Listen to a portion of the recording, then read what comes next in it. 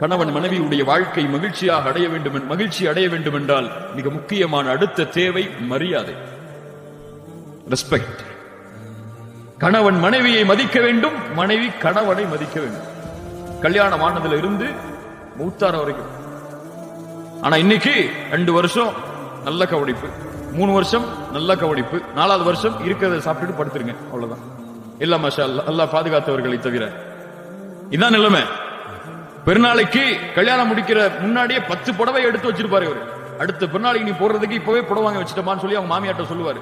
உங்க மகளை திருமணம் முடிக்கிறதுக்கு முன்னாடியே 2 பெருநாளைக்கு புடவை என் வீட்டுல இருக்குன்னு சொல்லி.